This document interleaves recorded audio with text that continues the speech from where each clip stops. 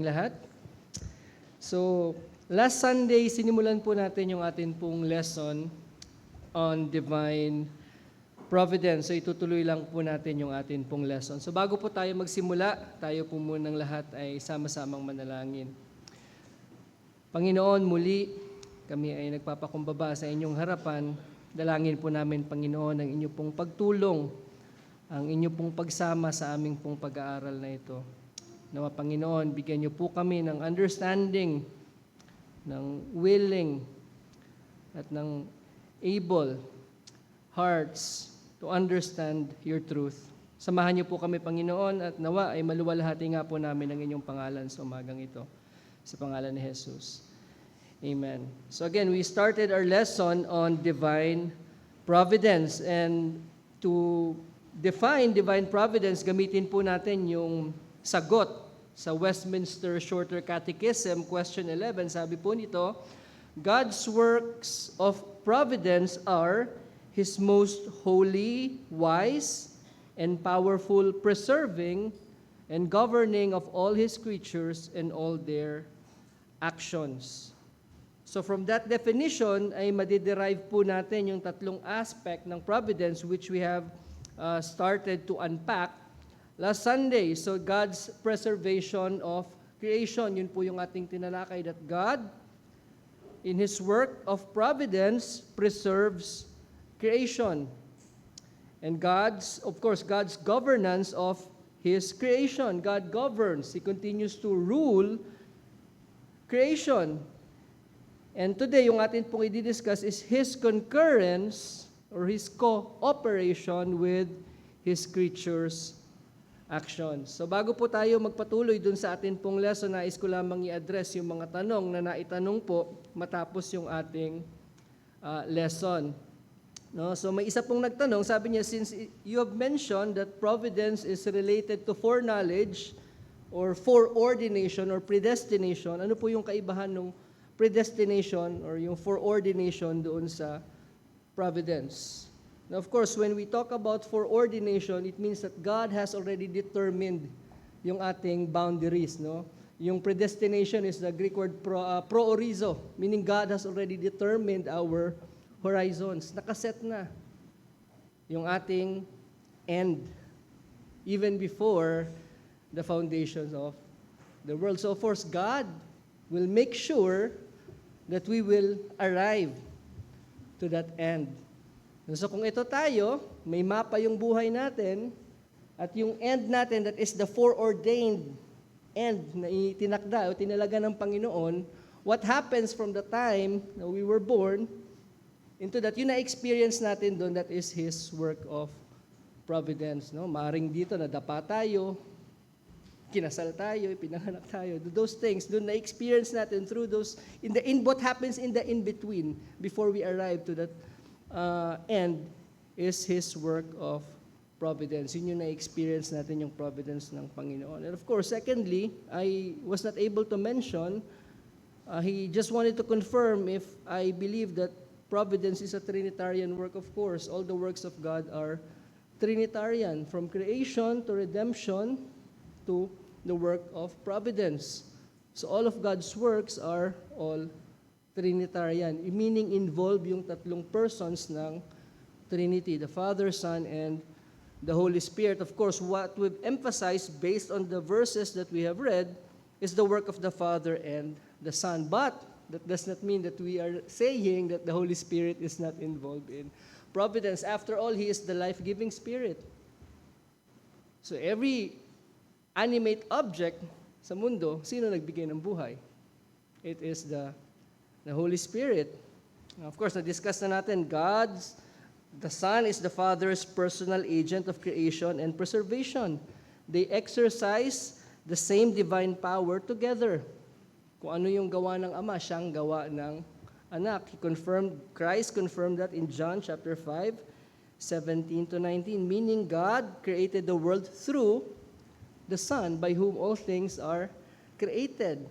And of course, yung preservation, which we have discussed last Sunday, or yung sustenance ng creation, o yung pag-uphold ng creation is done by the Father, again through the Son, and of course, involve ang Holy Spirit. Ever since the inception of creation, the Holy Spirit is there. He is involved. He is part of that creative work. Again, He is the life-giving Spirit. And His presence is with every human being. Ano sabi ng psalmist? Whither can I go from your Spirit?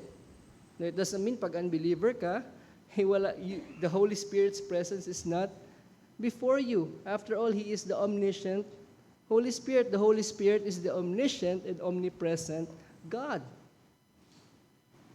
And He is, of course, particularly active. Meron siyang special work of providence doon sa kanyang mga tao towards the people of God. So sabi nga sa Isaiah 63:14, like livestock that go down to the valley, the Spirit of the Lord gave them rest.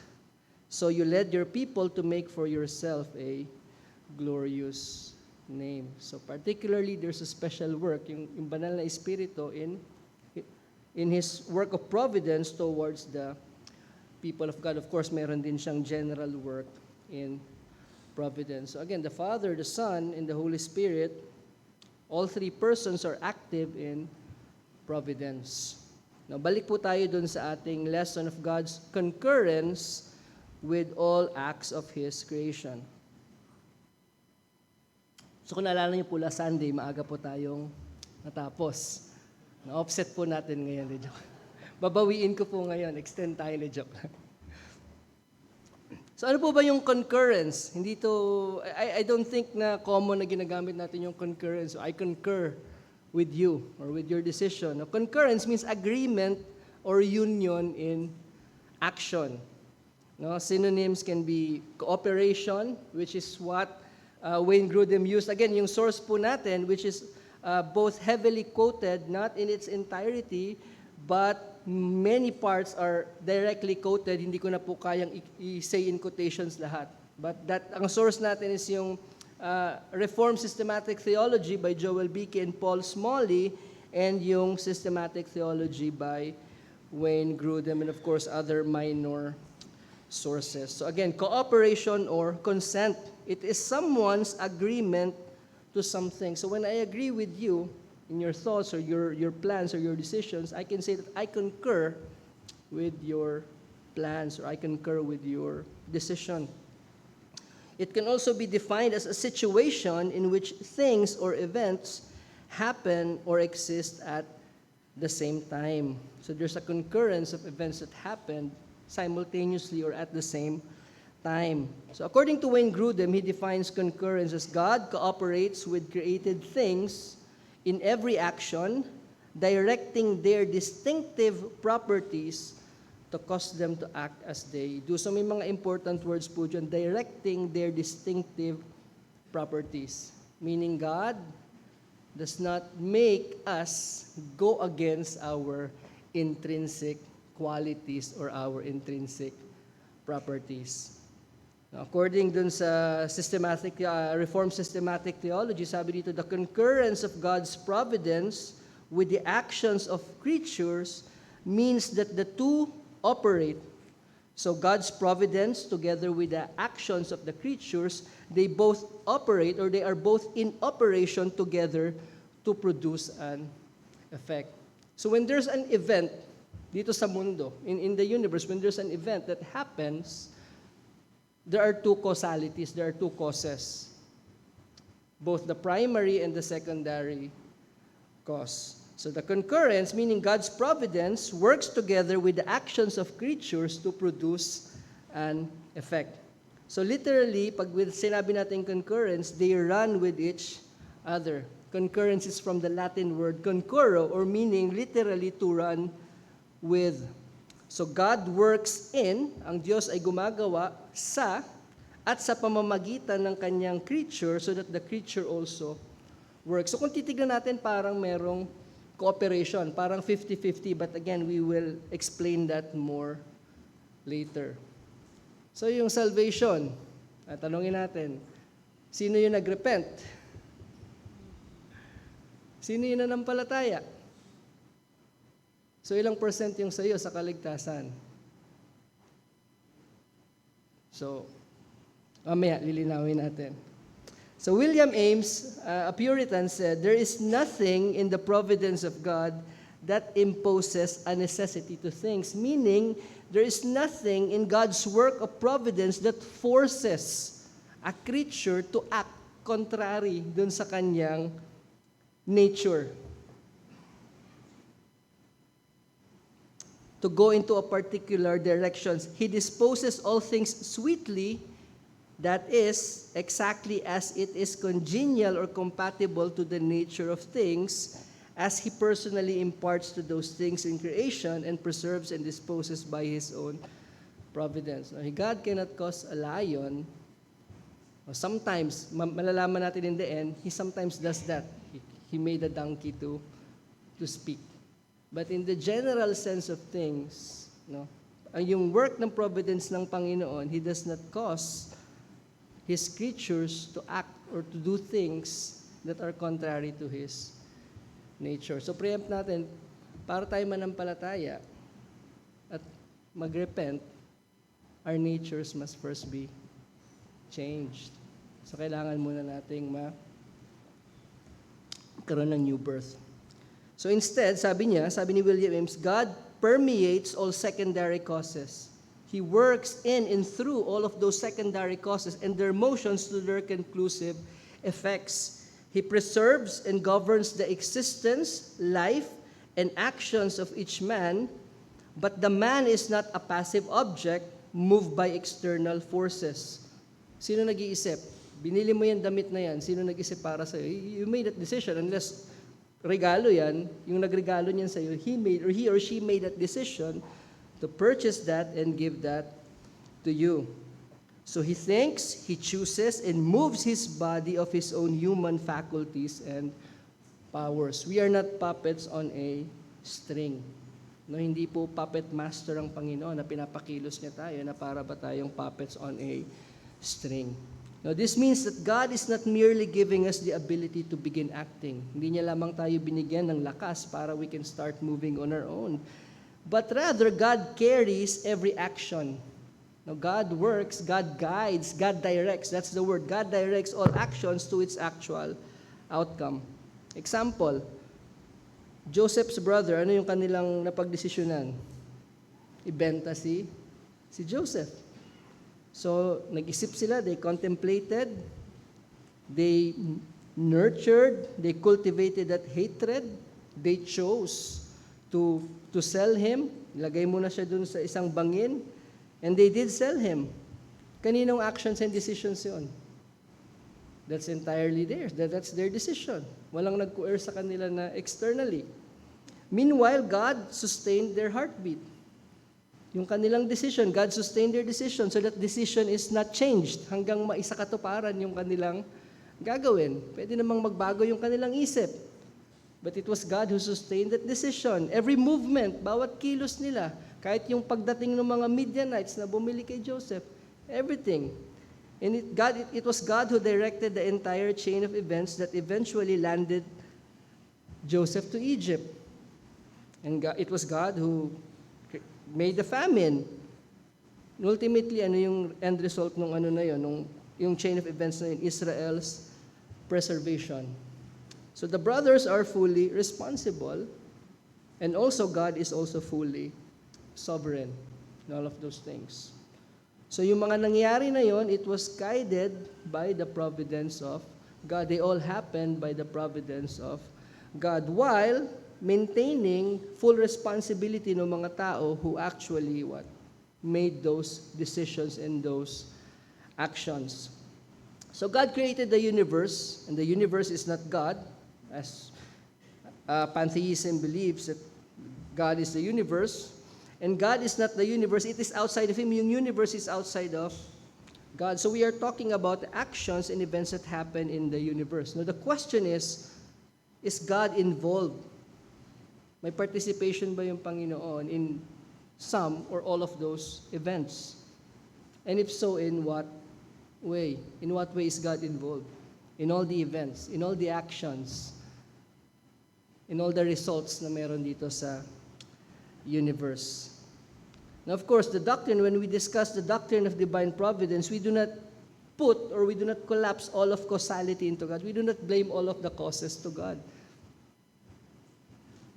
But it affirms creaturely causes while subordinating them to God. No, again, the secondary causes are subordinate dun sa primary cause, which is God.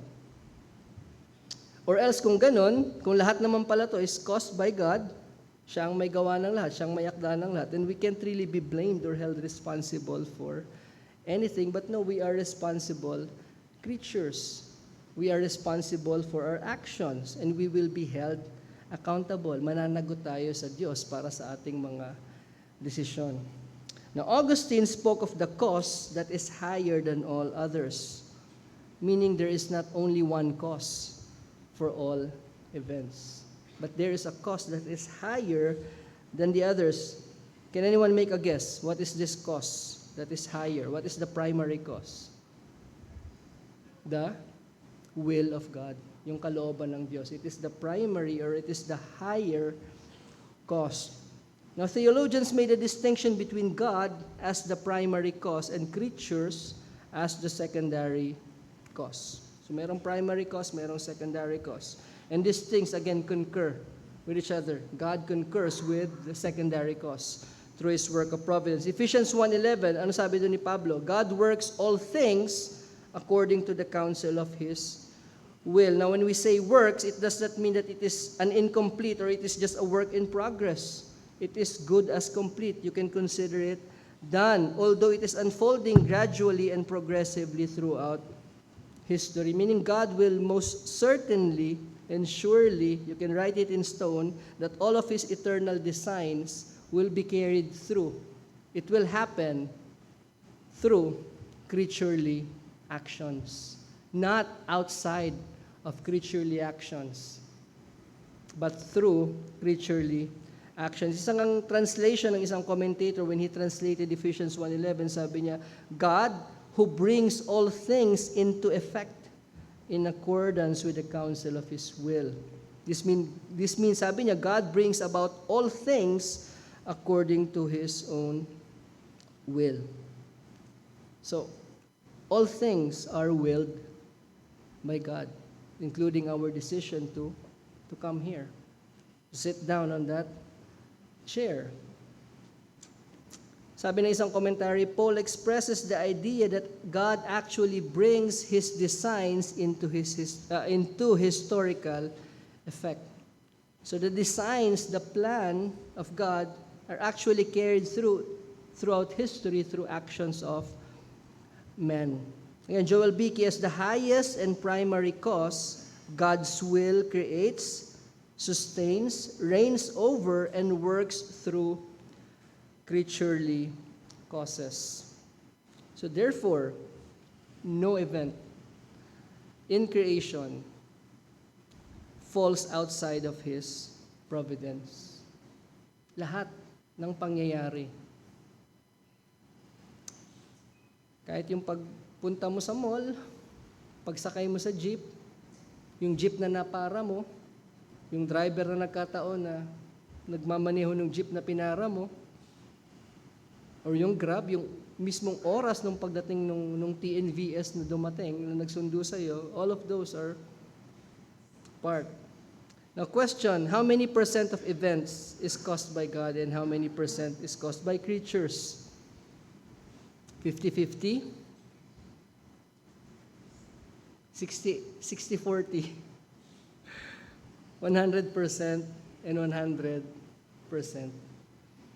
Now this fact is hidden from our eyes. Na ito po yung bagay, yung concurrence or yung God's work of providence, hindi natin ito nakikita unless we read it in Scripture. Alam lang natin na ito, these things are so because we have read it in Scripture. But for someone na perhaps sabihin natin who is ignorant of Scripture, maaring kung kinalakan niya sa faith, sa kapalaran, sa gulong ng palad, maaring doon niya i-attribute yung mga pangyayari. But for us, we don't really see all of those things visibly, but we know it because we read it in Scripture. Now, like preservation, ito pong concurrence, God's work of concurrence is not clearly evident from observation, from mere observation. Hindi po natin pwede itong i-observe. Kahit yung preservation ng Panginoon, how He preserves all things by the word of His power, how He sustains all things. We cannot observe it.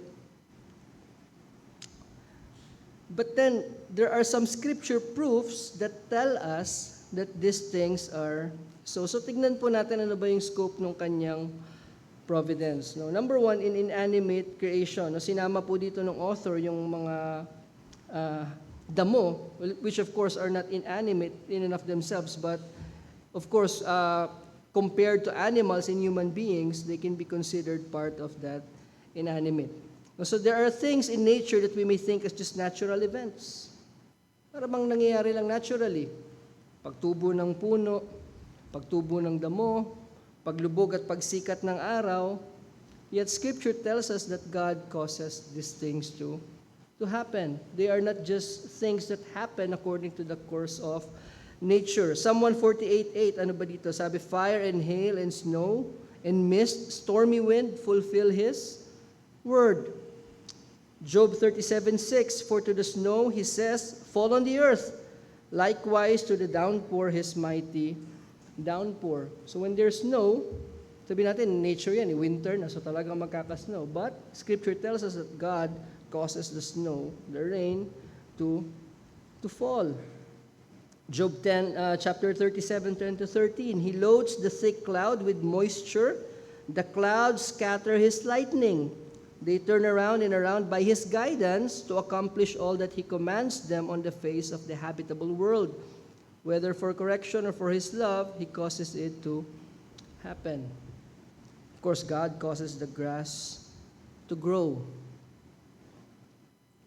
Job 38:12, tinanong ng Diyos si Job, have you commanded the morning since your days began and caused the dawn to know its place?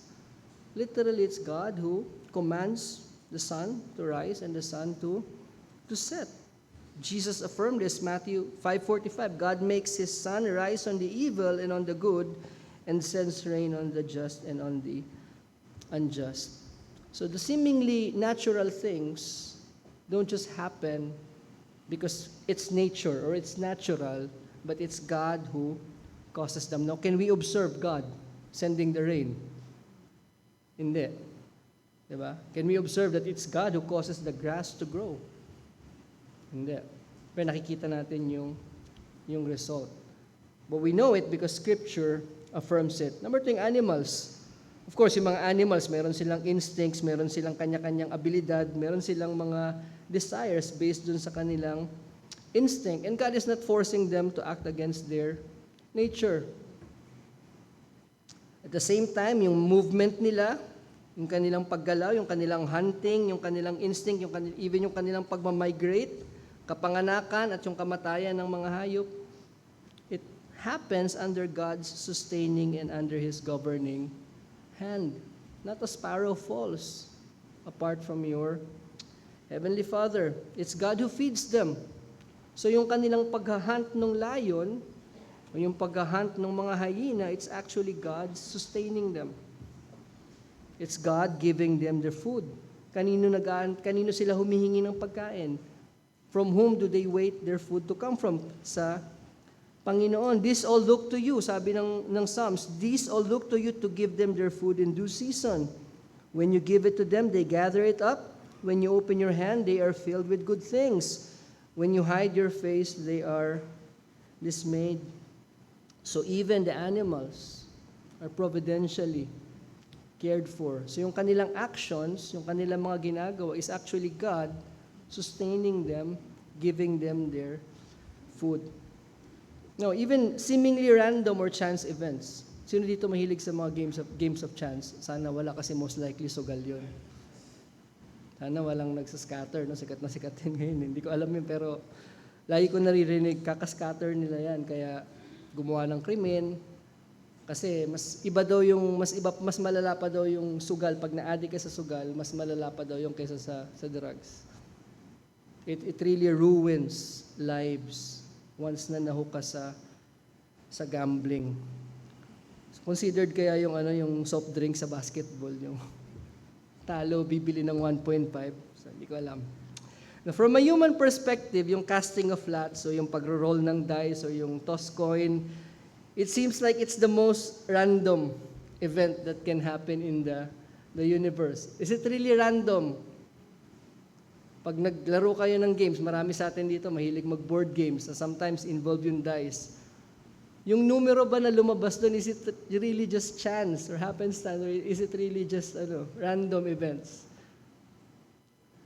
Scripture affirms that the outcome of such event is from God. Sabi doon sa Proverbs 16:33, the lot is cast into the lap, but its every decision is from the Lord. So kahit games lang yan, kung ano man yung kalabasan nun. Siyempre, kung ano man yung kalalabasan nun, inisip ko lang, may kaakibat na reaction yun sa'yo. Either masaya ka or malungkot ka.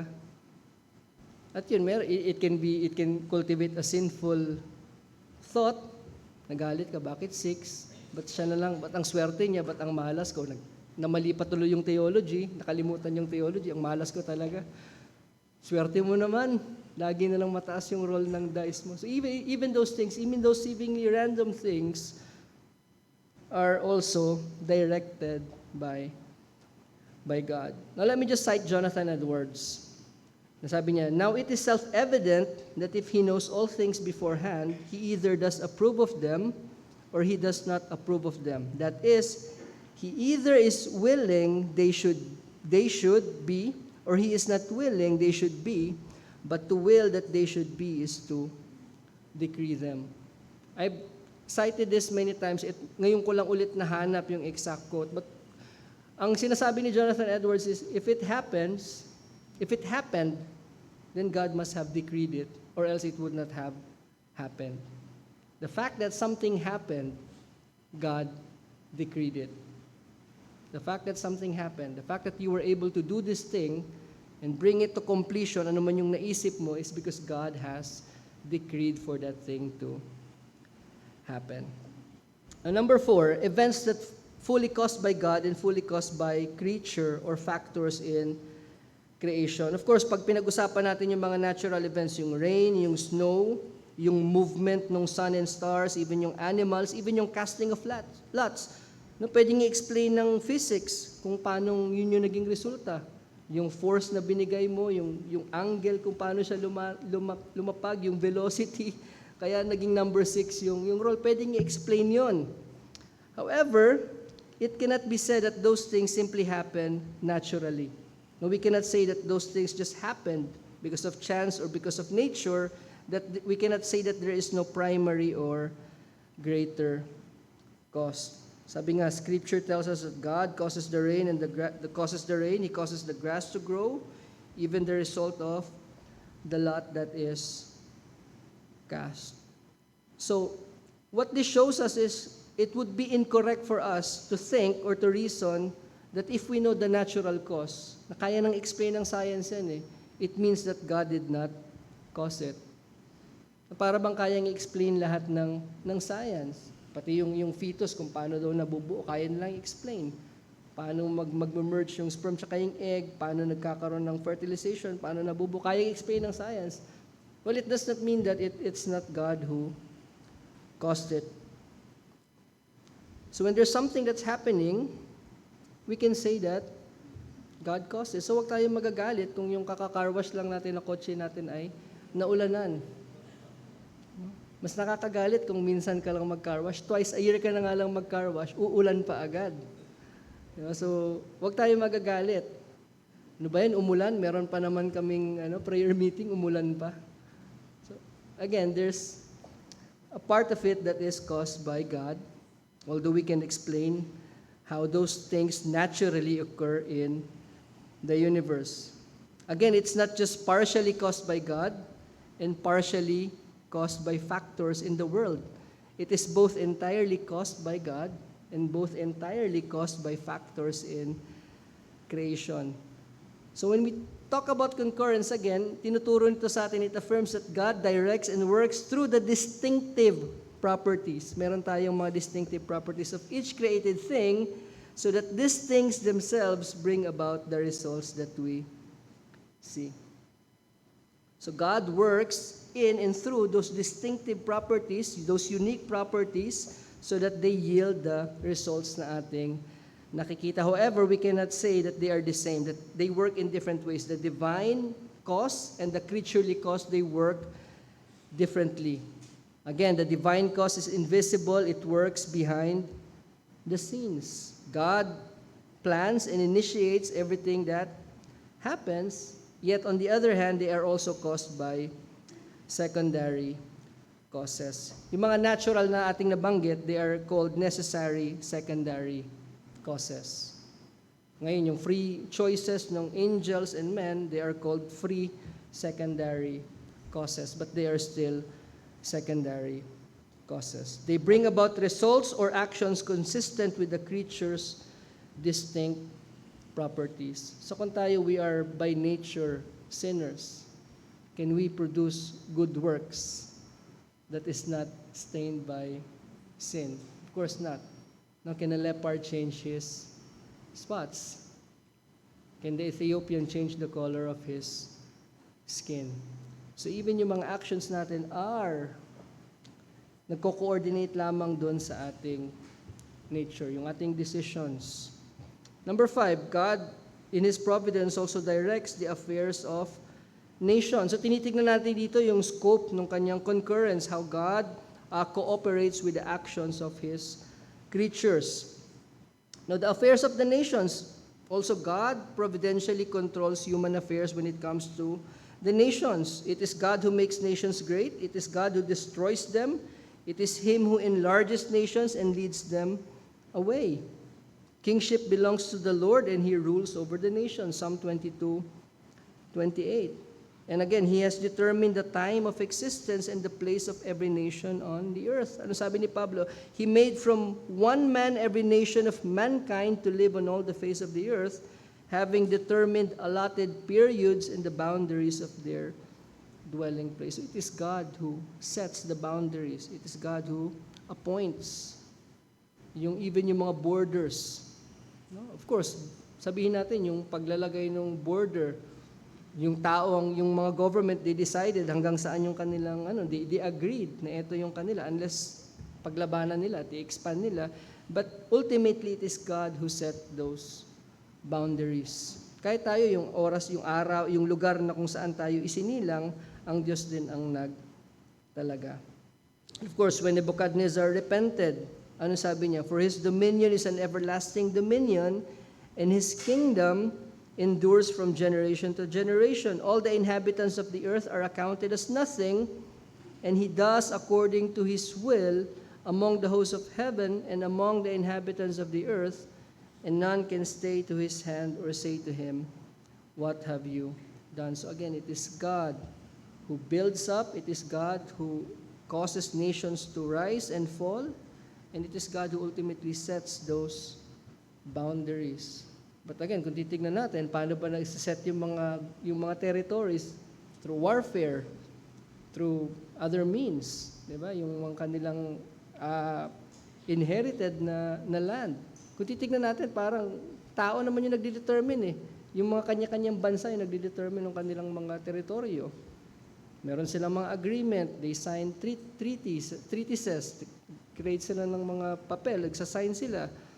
But then ultimately, it is God who set those boundaries. And lastly, it is all aspects of our lives are also governed by God's providence. Sino ba ang nagbibigay sa atin ng pagkain? Of course, we affirm na ang Diyos ang nagbibigay sa atin ng pagkain, pero nagtatrabaho tayo para kumita ng pera, pambili ng pagkain. So when we look at it from a human perspective, para bang tayo talaga yung nagsisecure ng ating pagkain. But then we are commanded to pray for daily bread every day. But then again, it is God who provides us food, but we also work so we can buy food. Sabi ni Pablo, looking at the eyes of faith, my God will supply every need.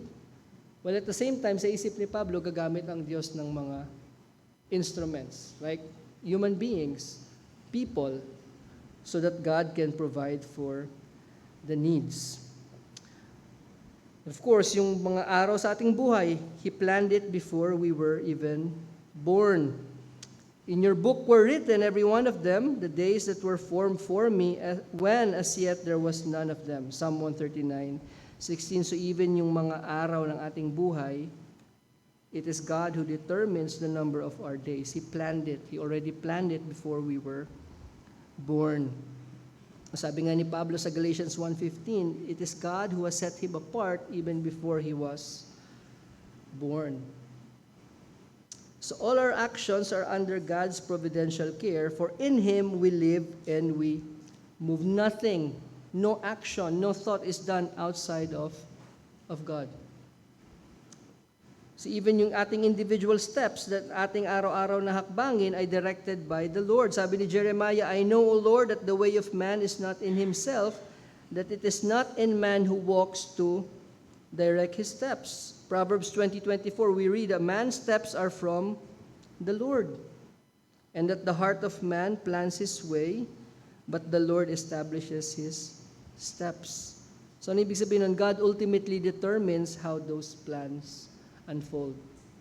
We make plans, but God determines how those plans will unfold or will come to fruition.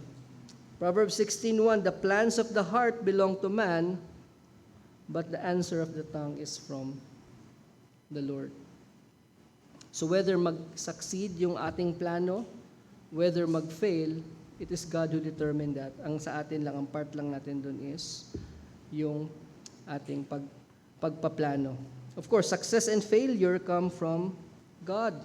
Psalm 75:6-7, for not from the east or from the west, and not from the wilderness comes lifting up, but it is God who executes judgment, putting down one and lifting up another. Pagbibigay ng anak, children are heritage from the Lord. The fruit of the womb are a reward. Pero may tinatawag tayong family planning.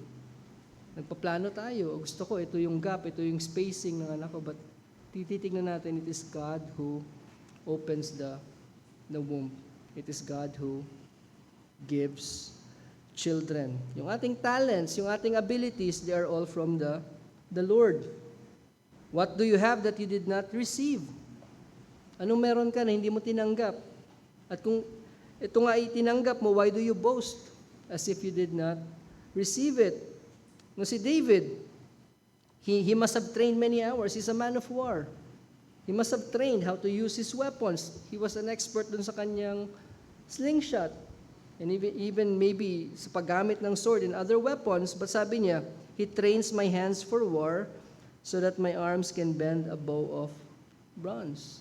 So he acknowledges that his skill, ultimately he trained, he honed his skill, but his skill is ultimately, he acknowledges it from God.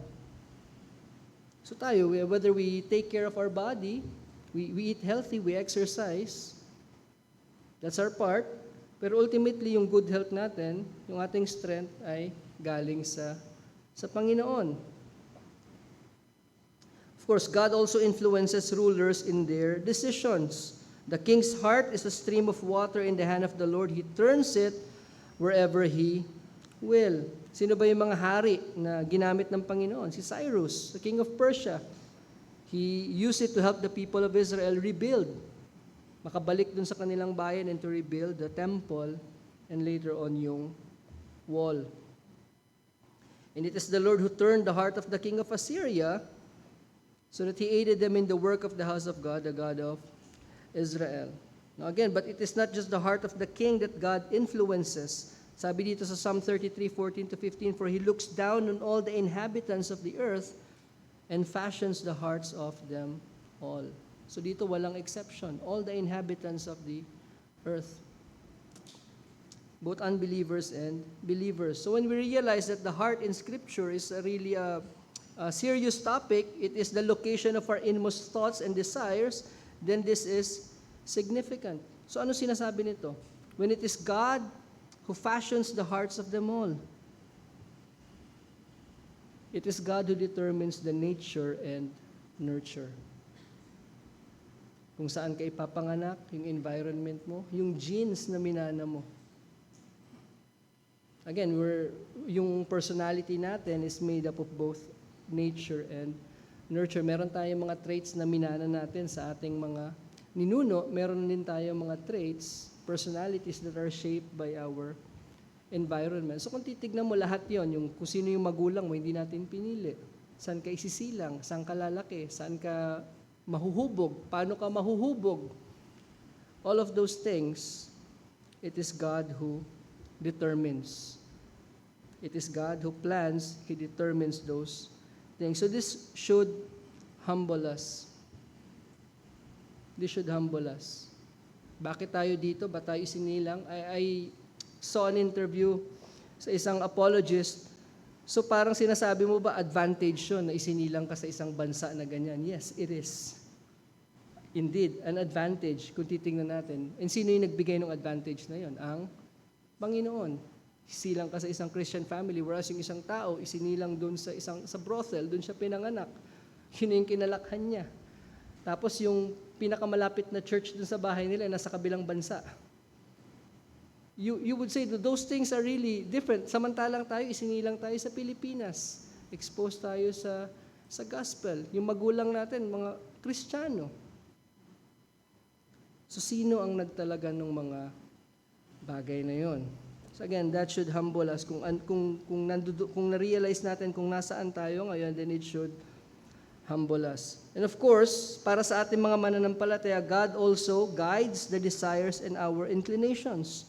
Philippians 2:13, familiar verse.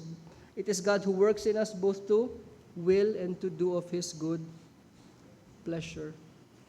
So from these things na ating tinignan, we see the great extent to which divine providence is active and in operation, as to where God's concurrence reaches almost, not almost, in every aspect of our lives. Walang aspeto sa ating buhay that is not touched by the providence of God, the providential work of God. It extends to all aspects of our lives, even our very words, our steps, our movements, our hearts, our abilities are all from the Lord. So the question then that is left is God then responsible dun sa mga sinful actions? Yun po yung ating i-cover sa next lesson natin, Lord willing. Meron po bang question? We still have a few time. May nais po bang magtanong sa ating, any clarifications, any additions are welcome. Kiroli.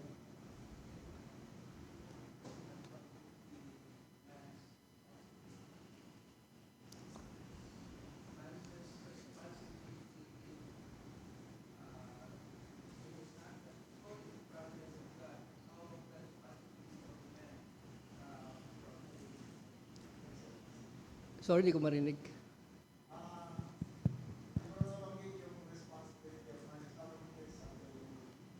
Yung sa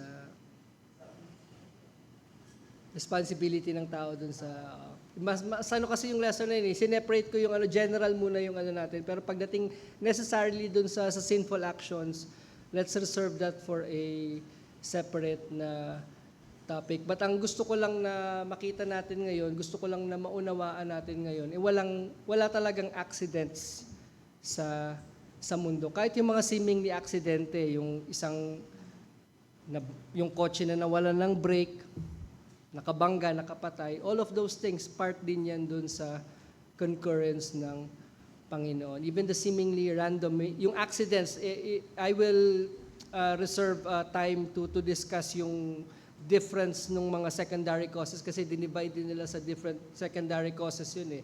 Yung natural, yung free choices ng angels and man, at yung mga seemingly accidents sa mundo, those are part of secondary causes, which is still, again, governed, directed by God. Kaya nga sa definition natin kanina, yung God's providence permeates all actions, no? Lahat ng decisions ng creatures, kahit bato, halaman, dagat, araw, bituin, pati yung mga tao, lahat yun is governed by God's providence. So wala dito walang bagay sa universe that is outside of the government of God, that is outside of His preservation and outside ng kanyang direction dun sa kanyang, ano yung end nun? Kasi titignan natin ano ba yung pinaka-end ng lahat ng bagay nito. Why is God working all of these things through His providence? Kasi meron siyang will. All of those things that He is directing and guiding will eventually lead to His will, to His sovereign will. Yun yung kaligtasan ng kanyang mga tao, and of course, yung judgment ng mga wala kay Kristo, ultimately for His glory. So we have to look at this, we have to discuss providence with that end in mind. So kung wala na pong tanong, let's all pray. Father, we thank you for you are not only a sovereign God, you are not only an all-powerful and almighty God, but you are a God who cares providentially for your creation, but most especially para po sa inyong mga tao. Where else can we find comfort, Panginoon, kung hindi po totoo ang mga bagay na ito? But because these things are true, we can have that confidence. We can rejoice in the fact na anuman, Panginoon, ang nangyayari sa mundong ito, it is under your guidance, it is under your care, because you are our loving Heavenly Father. Father, may you plant these truths deep in our hearts. Sa pangalan ni Jesus. Amen.